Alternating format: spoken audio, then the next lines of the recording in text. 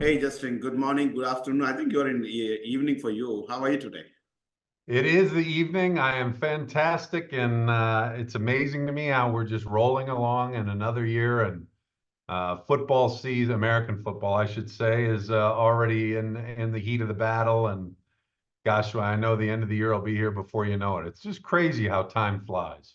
All right. So we have very interesting topic, Justin, crafting and executing program strategy. So first of all, having strategy is important. How this the strategy is crafted and how executing. One crafting is one way. Executive can do that. But what about the execution of this program strategy? That's where the role of program manager come in picture.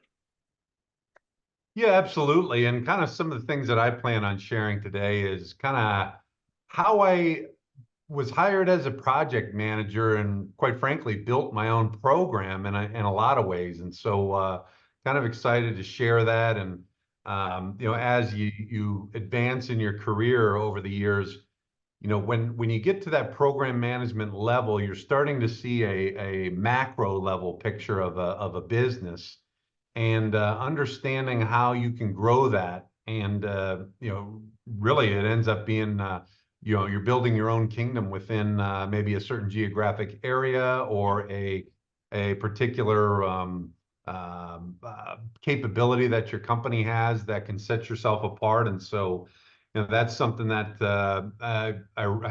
I guess when I was doing it, I didn't realize what I was doing, but as it kind of came together, the light went off in my mind going, oh, wow, this actually makes a lot of sense just from a logical perspective. And then after the fact, because I didn't necessarily have the education with the certifications with PMI and understanding alignment with the company and their specific visions and missions, where when it all just kind of comes into place, where it's like, oh, this makes sense, and it's a lot of logic. So, kind of, I'll talk about throughout today's discussion how I kind of just was doing things, and it just it fell into place, and how kind of we continue to build on that to this day. Exactly. So let me start with my questions, Justin. Can you share your most significant, no regrets strategic moves? What impact did these decisions have on your long-term success? And how do you ensure their confidence does not become complacencies? Yeah. So I would say first and foremost, from a personal standpoint, my most significant no regret strategic move. If you go back to the time frame of 2007, 2008, where you had a pretty much a global economic meltdown, and I happened to be just coming out of college, and I had gotten laid off from my sales job, and I kind of took a step back and, all right, what do you really want to do with your life? And decided to make a move to pack up what I had, which wasn't much. And I drove out to Washington, D.C. or the Northern Virginia area, and I stayed with my aunt and uncle in their basement. And I wanted to get into the defense contracting world. And it wasn't easy. I would drive around during the day, write down all the names of the companies I would see on the buildings. And then at night, I would research those companies and find opportunities that would be a good fit. So eventually, I got my foot in the door, even took a step back for the short term to be able to have long-term success, and that ultimately led me to taking a position in the Middle East immediately in Qatar. And really where I started there, started to understand how business worked in the region and all the different logistics and getting things from point A to point B within the region. And not only that, understanding customs and all those different things that come into an operational role. It eventually, I was there for 6 years, and now in 2016, I'm with the company I am now. And I joined the company and they gave me, just as a project manager, I had a small task order in Saudi Arabia. That was it. And most project managers that as we've discussed so many times, you're drinking through a fire hose, as you say, and you're so focused on just being able to get the job done that you kind of forget about the bigger picture. And certainly there was a learning curve getting there in Saudi Arabia and learning how to do business with a foreign military. But that ultimately kind of led me to understand, like, hey, I could really build something here in the Middle East that could give us some long-term stability in the region and build on our presence to then ultimately build for even greater opportunities in the future. And so, kind of the nature of our business, strength in numbers, given that a lot of your projects are going to be U.S. defense type related projects. You have to be able to bring U.S. personnel, and so all those different logistics of, gosh, it's 12+ hour flight to get over to the Middle East, and so you're fighting jet lag, and it's the time changes, all those different things that you go into that. The more you can gain strength in numbers in the region, the more efficient and cost competitive you're going to be. And so over the years, really just starting to see the bigger picture, we've been able to add a significant amount of programs in the region. And that just literally led to just a seed in the sand, so to speak, in Saudi Arabia, almost 8.5 years ago now. And so, that has led to long-term success, and it's kind of created my own position within itself as I continue on my own personal career roadmap. And so certainly making that original decision to pack up what I had has led to, it's been life-changing. I've met my wife over here in the Middle East, and I continue to live and work in the region. And, it's not often that you can go on the other side of the world and consider yourself home. And so not only has it led to fantastic personal success, but, professional success. And not only that, ensuring the confidence doesn't become complacent. I'm a big competitive guy, and as we've established in my college athletic career, you're either getting better or you're getting worse each day. You can't stay the same. And so we've adopted that mentality. And number two is just being able to, hey, not only do we need to understand what our competitors are doing, but we need to look at ourselves honestly in the mirror and look at things where we can improve internally, because that's usually some of the greatest challenges of not being honest with yourself. And so, those are some of the things that I try and always stay on guard with. And certainly the folks that have worked for me over the years have adopted that same mindset, and it's led to great successes for them as well. So, I would say that that's kind of overall a long-winded story, but I wanted to kind of set the tone of, that's how my perspective, especially in talking today, and how that one decision way back in the day has led to, it's continues to shape my life story to this point. Exactly. This one decision can be a life changing. And sometimes you make the decision. Sometimes you are given it. No choice. Just go for that.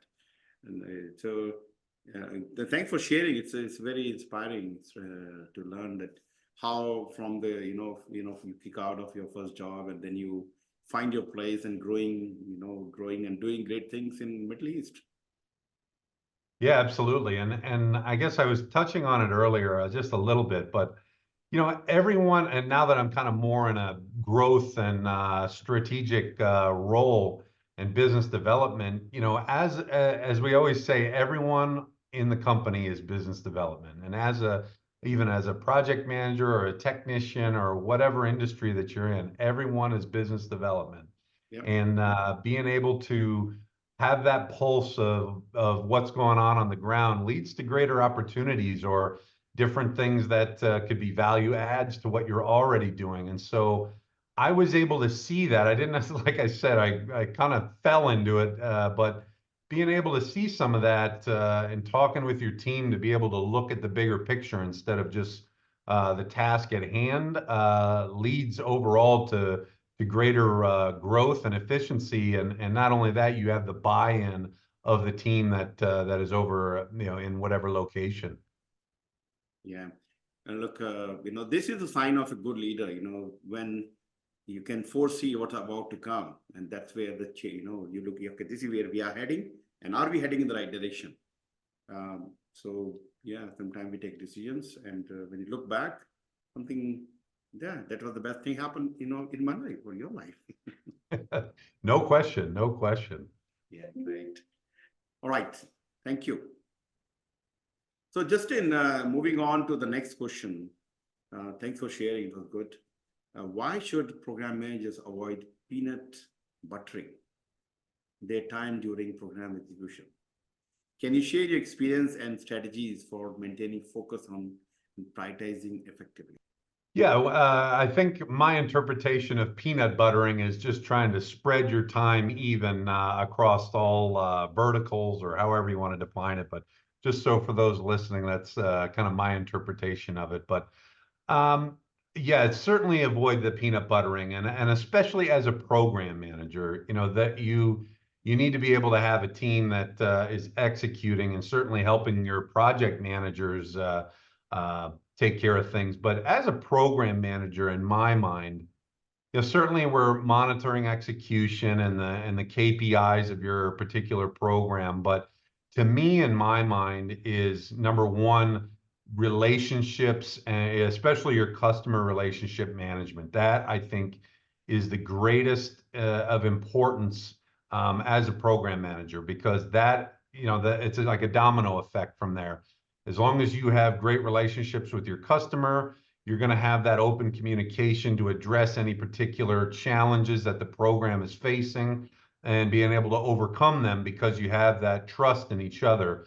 And so for me, that is the most important thing. And certainly you have to spend a little bit of time on things, but I think really defining those top priorities as a program manager to ensure that you're really looking at it from a macro perspective. I think that is the utmost importance to maintaining the focus, and that's where you're going to really add your value to the project managers and the staff underneath you to be able to continue execution and being effective. Some of the other things too, as I look at that, that's from an external perspective. Internally, I am always trying to have a pulse of my team. And that means whether I go and meet them for the morning meetings or stop and have lunch with them, depending on the schedule, always have the pulse of your team and sit with them and have an understanding of, hey, how are we feeling about our execution? Are we behind? Are we ahead?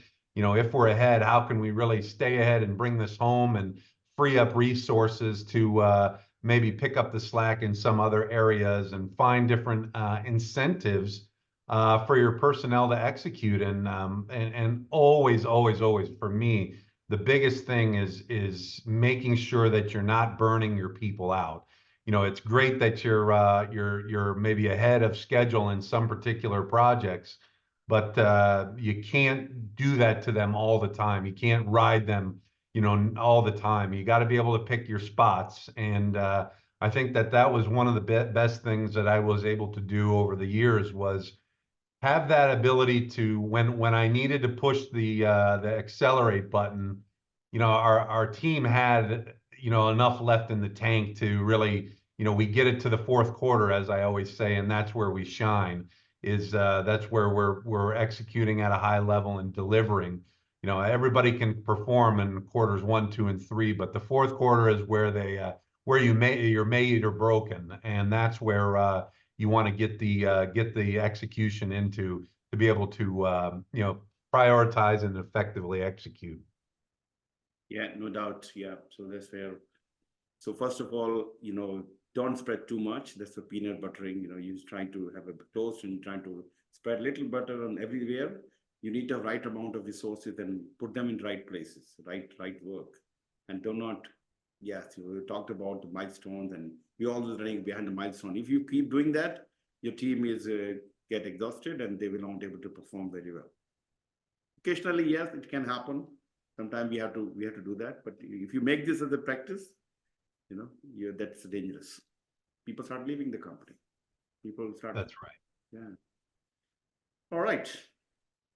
So my next question to you is, in today's interconnected world, how do you craft a program strategy that is both globally scalable and locally adaptable? Can you share insights on balancing global standardization with the need for local customization in program execution? Great question. Easier said than done, of course. How do you craft a program strategy that's globally scalable and locally adaptable? Number one, when you're crafting that global vision, you really need to understand the different customs and local cultures that are going to affect your ability to execute. And so, again, I'm going to use my particular experience through my Middle East lens, because that's where I've spent the most time in my career. Is, as we've continued to grow, and we're in pretty much every country except maybe on one hand, but really from a locally adaptable arena, so to speak, we've gained that experience over the years to where there's some things that you're not going to know until you're on the ground. And so having that kind of repository of just how to do business in different places in the world is going to help you be able to craft your global strategy. And so, you're really from a logical perspective, start small at the local level and grow it or dream it to the global scale. And so I think that's something that to be able to craft the global strategy and scale it, you have to understand where you're doing things around the world. What works here in the Middle East may not work in Singapore or Australia or the United States. And so having that understanding, and of course the different religious holidays and all the different things that come into it, language barriers and taxes, tariffs, import, export fees, all those different things, is really going to come into your strategy.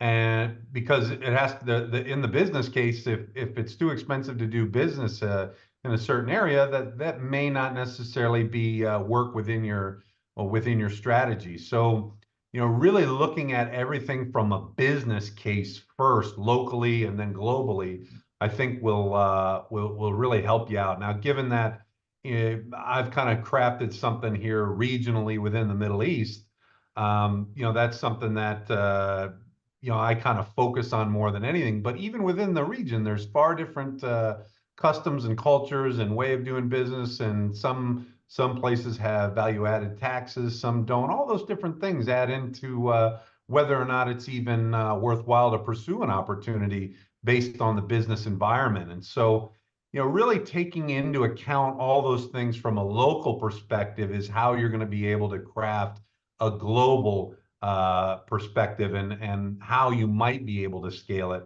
And again, I'm just looking at it from my perspective in our particular industry, and certainly having personnel in the region and different parts of different countries gives us an added presence, where strength in numbers allows you to have more cost competitiveness with bigger opportunities and be able to share resources across the different sectors of our business units. That is where you start really kind of leveraging your own assets and cross functionality to be able to then really grow. And all of a sudden you're going to come across different things that maybe opportunities that the company wants to take advantage of, or with some of the things that go on in larger companies such as my own.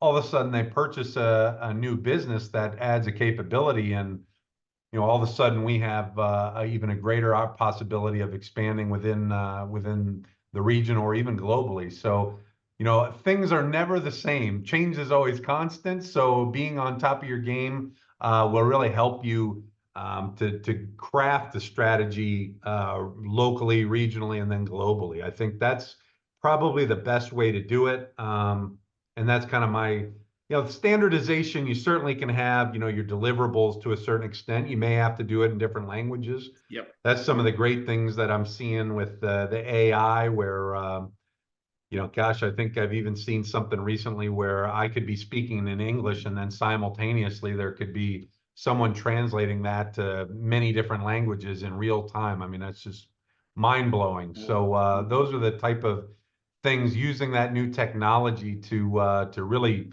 cross those boundaries that, used to exist for us that, are really being broken down now. So again, staying on top of your game and finding ways to improve or efficiency is really looking at it again from a macro scale, because if you get too much tunnel vision, such as like Blockbuster and BlackBerry and all those different once great companies no longer exist. Yeah. I mean, that's where I'm getting idea. Okay, you know what? You talked about language, multiple language. I can be speaking in English and some translating into Chinese. So, that can It's be a amazing. good market for me. Yeah, there you go. Yeah. Look, even this is how it is, look, yes, you have to grow as a company as a global scale, but you're expanding into the local markets.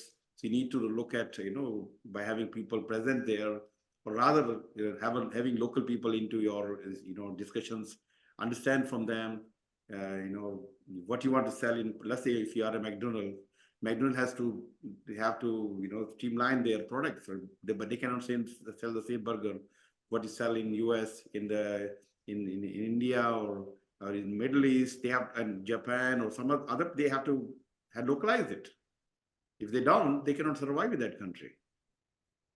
Yeah, McDonald's, I agree with you, Dharam. That's talk about a master class and globally scalable, but locally adaptable. I mean, certainly I'm used to the US menu of like a McDonald's, but you go to Thailand and you got Thai curry on the menu to, all these different things that, are local, having that flexibility is fantastic. And not only that, even kind of adding to what I had already said is, maybe not necessarily it doesn't make sense to do business in a particular part of the world, but you could probably find a local partner that you could be an affiliate with. So, and at least getting a footprint in a particular country to, maybe dip your toe in the water, so to speak. Yeah. All those different options, it may be of strategic importance. So really looking at things and deals from a macro perspective, that's when you're really getting into an executive business type relationships, and certainly is exciting.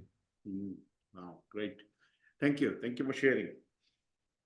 All right, my next question to you is, as strategy execution often requires course corrections, what mechanism do you employ to evaluate global program performance regularly? And how do you make a real-time adjustment to maintain alignment with strategic goals? Yeah, I think I kind of touched on it a little bit earlier. One of the biggest things, was when we've finished a project or we're looking at something that maybe in the future, we always have to think about how can we do this bigger, faster, stronger? How can we improve? There's always areas of improvement. And if you don't think there are, that's when your business is going to start dying. And so that in and of itself, within the course correction, we have to be honest with each other. Sometimes those are uncomfortable conversations, but they must be discussions that are had, because if we don't shore up our own weaknesses, our competitors are certainly going to be able to take advantage of it. And so, and not only that, is by doing things more efficiently at a cheaper cost, you're only going to maintain great relationships with your customers. And ultimately that, as long as you take care of your customer, you're probably going to get a lot of repeat business. And so when you start developing those relationships and you continue working with those customers over long periods of time, and they feel that you have their best interests in mind, you're really having a fantastic, that's as good as it gets, quite frankly, in business. And so again, always, you talked about how do you make sure you're not complacent? That's exactly how you make sure is we have to get better, and let's find ways. And I think the best way, it's not necessarily you or I talking about, hey, we have to get better. It's having a discussion at the local level with your technicians or whatever particular industry you're in. It's at that lowest ranking type folks.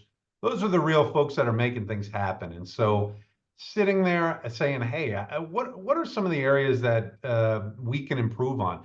If there's a particular tool that we were to purchase, Would it help you get your job done sooner? Or are there different technologies that we should be looking in to make an investment in the short term that leads to long-term benefits? So again, in talking with the actual doers, as I say, that's going to be your greatest source of information and, quite frankly, how you're going to be able to craft your strategy to move forward. And so that is where I usually, if there's issues, that's the first place I go. I don't ask others in that are around me. I want to go down to the to where the actual magic happens, and that is where you're going to find things, and that's where I think you're going to realize the adjustments that need to be made, and to make sure you're still aligned strategically with the company's goals. I think again, they always go into the source, and getting the straight answers is always the best, in my opinion.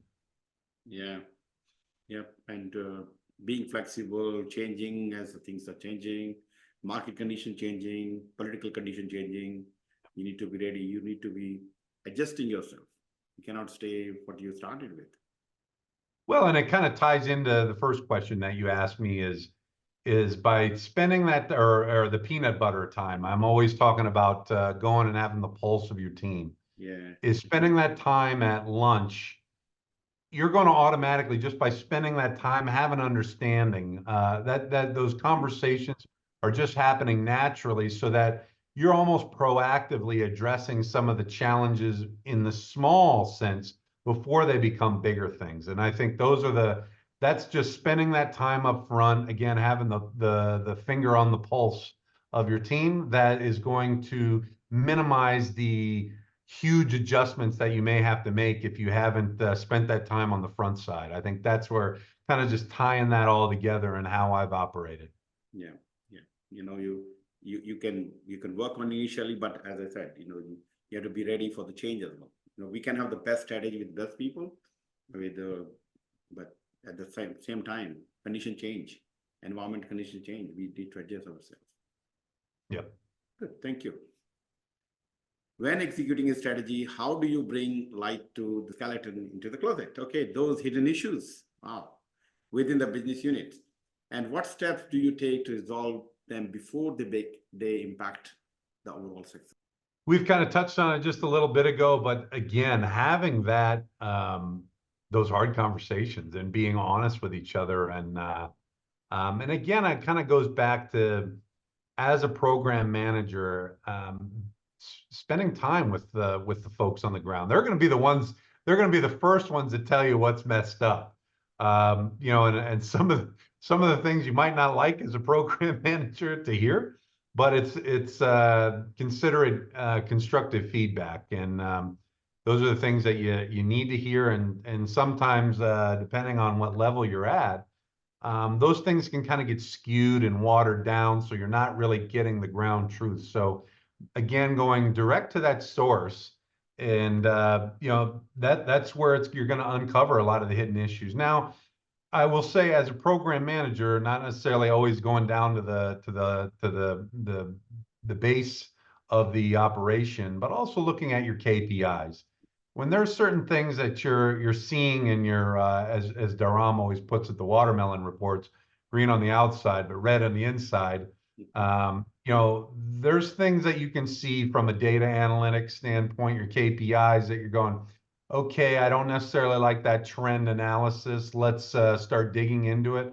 And again, that goes back to that proactiveness as a program manager, that where you're looking at things from a macro perspective, to where maybe you can go to your project manager and say, hey, these things are not necessarily I'm not liking the trend here. What is there an explanation that maybe I don't know? Or are we facing challenges on the ground that we didn't account for? Is there something that me as a program manager that I can address with the customer to clear those hurdles for you to be able to execute? I'm always of course, as an offensive lineman in American football, I'm always about being the lead blocker and clearing the way for our folks to be successful. That's always the way I've kind of viewed my position. Is we're all professionals, and it's my job to get rid of the problems that will stop us from being successful. And at the end of the day, we win and lose as a team. And so, I need to do my part to make sure that our folks are set up for success. I think that is really the best way to really bring those skeletons out of the closet and resolve them before they become a big issue. Exactly. So identifying them early enough, and then and be ready to discuss with them. And as you said, hard discussions. Sometimes you have to have hard discussions as well. All right. How do you address team members' frustrations due to personal performance or disagreements with the company's long-term vision? Yeah. Again, these are kind of some of the things that I've talked about, is spending that time with lunch and having the finger on the pulse before it becomes a bigger problem. And, we've talked about it before, the transparency and giving them as much as you can of, here's where we're at, everyone. Here's where we want to be. These are the things that we have to do to be able to get where we want to be. And giving them that buy-in. With personal performance issues, I think you have to have those one-on-one discussions and really uncover what is going on. Is it something going on at home that's affecting their ability to perform at a high level, or is there, something more? And I think that kind of goes on a case-by-case basis.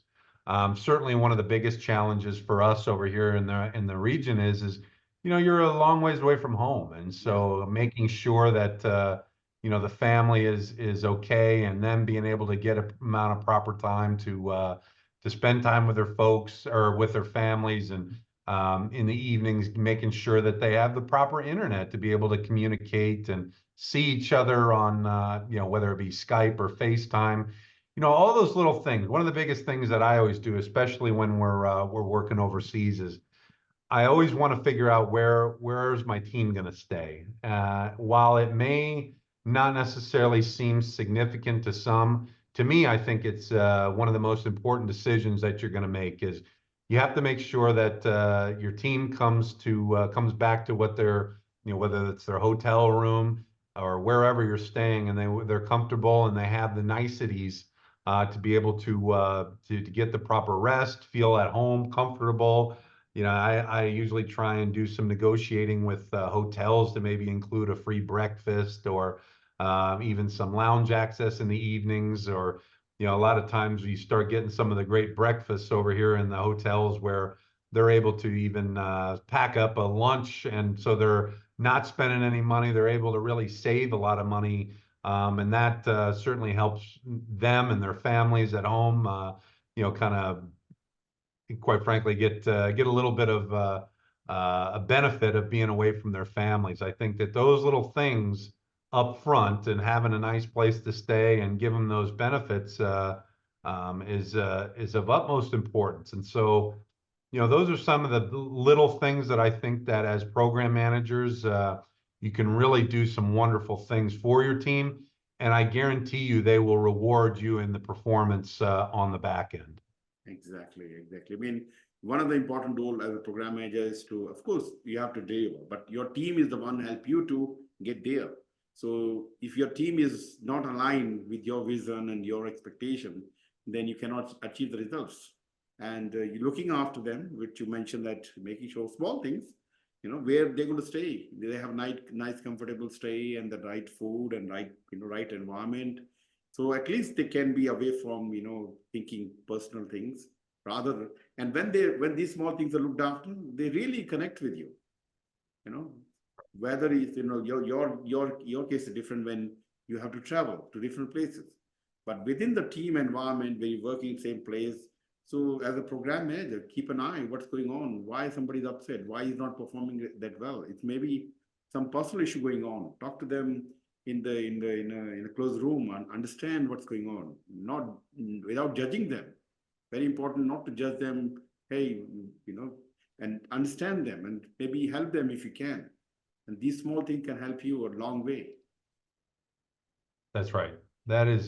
Those little things up front are just so important, and it really, I'm not going to say eliminates, but greatly reduces big problems later, because it's usually those small things that just keep building and building and building to where then it just, you got a big problem on your hands, and it's a powder keg, as they say. So, really, again, always important to have that finger on the pulse, and by having that, you're going to be able to greatly reduce bigger problems. And the reality is the nature of the work that we're in. Hey, all we have is each other, and so in some of these places in the world. So you kind of become that a family in an extended way, and so you have to take care of each other at the end of the day. And so when you have that kind of atmosphere and making sure that everyone is taken care of and everyone's looking out for each other, because at the end of the day, we all want to get on that plane to go home to our families. That's the utmost importance. Exactly. Yeah. Good job. All right. When there's strong internal debate about company's direction, how do you recalibrate your strategy to balance differing viewpoints and maintain alignments? Yeah. Again, I know it kind of becomes repetitive. Again, when you have those discussions ongoing, you've opened that forum up to where they feel that they're able to have that discussion with you. And again, have some humility as a leader as well to sit there and say, hey, they probably have some better ideas than I do, and that's great importance. And being so when you have those talks with your team, internal debates, I always love them, because at the end of the day, that means they care. A lot of folks always kind of take it as a personal way, but at the end of the day, we all want the same thing. Yeah. And so I actually enjoy it when people get passionate about it, because it tells me that they really care, and so they have buy-in. And so being able to kind of look at those viewpoints and understand that, okay, they probably have a point, but again, as you're maintaining alignment, but again, if you are transparent as much as possible and give them updates about, hey, here's where we're at, here's where we're going. As you're going and you're managing in your day-to-day, these are the type of discussions that are just continuously ongoing. They're always happening.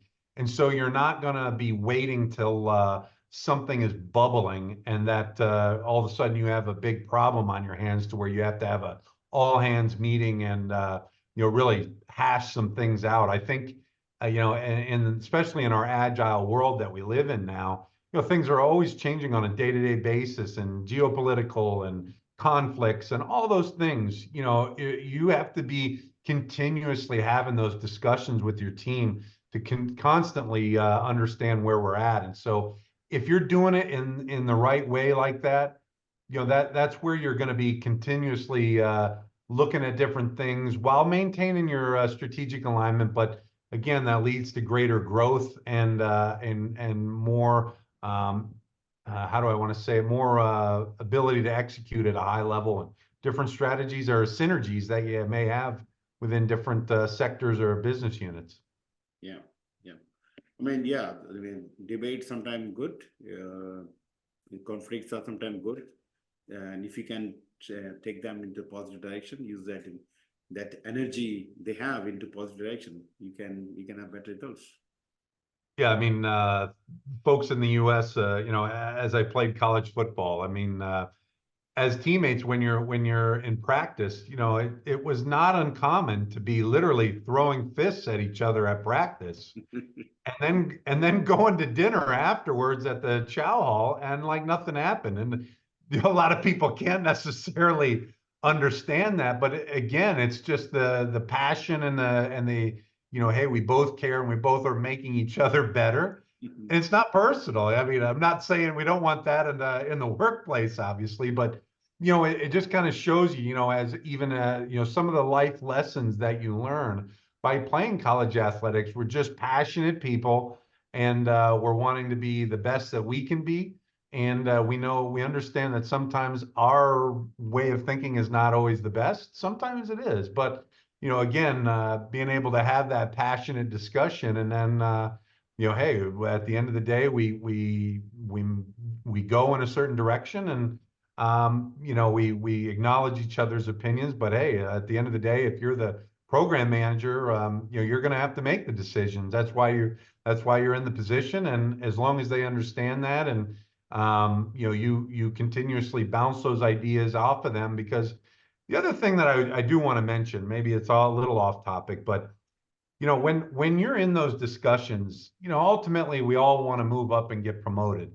But the first thing you really need to do to be able to get promoted, well, who's going to be the person that's going to be replacing you? Yep. So while those particular discussions are happening, you're kind of figuring out who's the next to take your spot as everybody moves up. And so, being able to train the next generation or next wave of future leaders, these discussions and these particular debates are very important. I mean, I was blessed to have great mentors along the way that let me, hash out things. And I'll never forget one of my mentors. He'd always tell me, Justin, take the emotion out of it. And I never understood that for the longest time.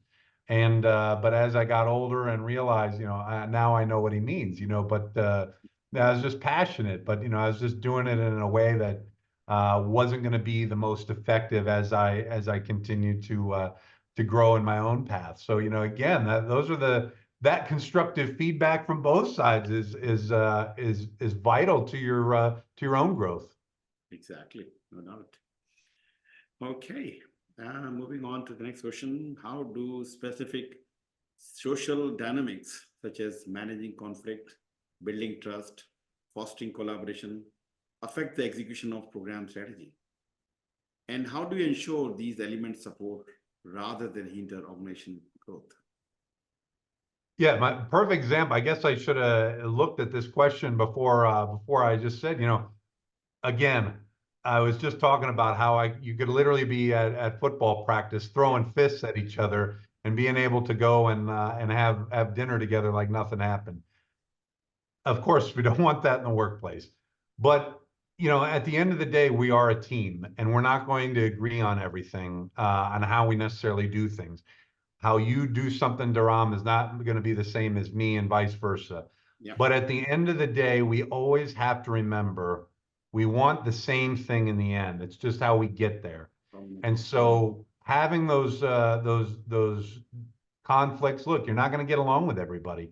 But what I've done over the last few years is, hey, you might not like this person, but they're really good at this, which helps the team. And literally saying that with them and literally you can, as you've had those relationships with someone that's having a conflict, you can literally say, and vice versa, that person doesn't like you because you do this, but he also knows that you do this really well. And so while you may not necessarily agree, you both have particular strengths that we need as a team to win. Exactly. And I think when you have that honest conversation with them and give them that bigger picture, like, hey, we are stronger together than we are apart. And so, hey, I'm not asking you to go have dinner with them afterwards, but what you will do while we're at work is we're going to make it happen.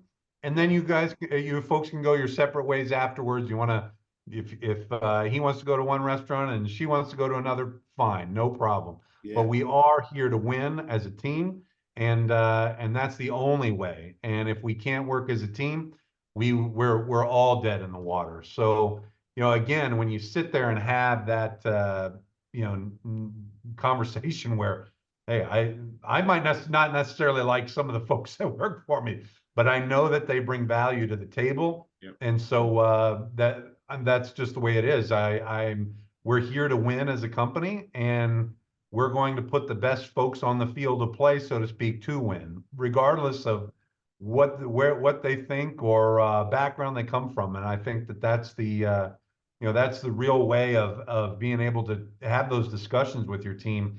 How do I ensure those elements support rather than hinder? That's exactly what it is you just lay the law down like that. We are here to win as a team. And if we're going to go out and be individuals, then we might as well go home now. And quitting is not an option. So quite frankly, there's only one way to move forward, and that's what we're going to do. And that's just kind of how it is. As a leader, sometimes you can't just beat around the bush. You have to be very firm. And once they realize that, okay, this is bigger than just me and that person's disagreement about something. You know, and our mutual success is dependent on us working together. You know, well, you have to find a way. You know, we're wouldn't that be amazing? Everyone that you ever worked with, you always enjoyed being around, and yeah, that's not reality.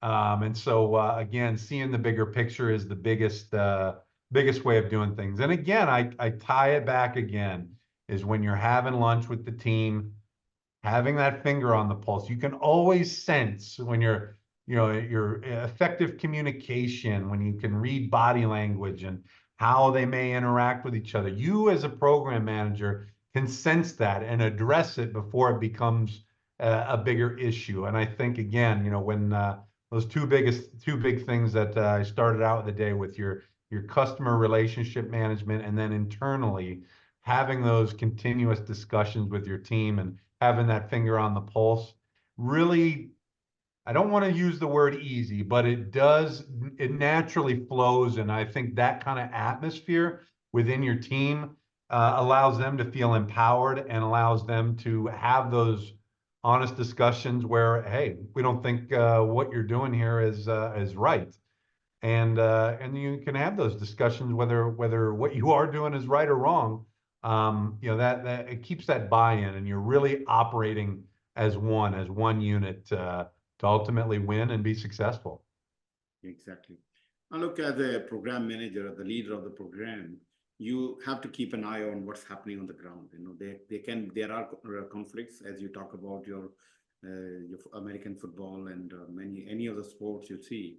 You know, people, you know, all these are big players and, you know, sports stars, and they have their own personality, and you bring them together as a team, you know, conflict bound to happen. You know, they're going to be, sometimes they can be, what about me and what about team? So that's where you as the program manager need to identify whole team as a, you know, team, and make sure they are aligned to the goal, or not the goal which you make, but the vision of the program, vision of the organization. And yes, conflict come and go. We have to ensure that we settle down, resolve the conflict, and building the trust, and making sure everybody come back to, you know, that's where the Tuckman letter come in picture, you know, forming, norming, storming, you know, that you initially, yes, there are everybody happy, then storming start happening. You need to bring them together, align them. Hey guys, and then that's where the performance happening. Yeah. That's right. Yeah, it's again, when you have those conflicts as a leader, I always say because they care, and you have to remember that it's not personal. Exactly. I think that's a big thing as a program manager that we sometimes forget. And if there's no conflict, nobody is talking, no, you know, everybody going, that means their team is just lazy. They don't want to think, they just want to do the job and they want to go home. That's it. Exactly. If everyone is kumbaya, I'm actually more worried. Exactly. That's where the complacency, and you probably have bigger problems that you need to look into. So yeah, there's that fine balance there for sure. Exactly. All right, great. Thank you, Justin. Once again, you have been, you know, sharing your knowledge and, you know, your experience, all very, very useful. Your experience of football, American football, is always useful to bring especially when you talk about team environment, strategic execution, vision, all these things. Whatever we do in life is aligned, you know, and you're bringing those discussions and your experience into this all, you know, the topics. Great. Thank you. Thank you once again. Always appreciate it, and look forward to our next time together. I know. Can't wait for our next session, which is coming very, very soon. All right. Looking forward to it. Okay, guys, take care and enjoy, and I will see you again soon. Bye.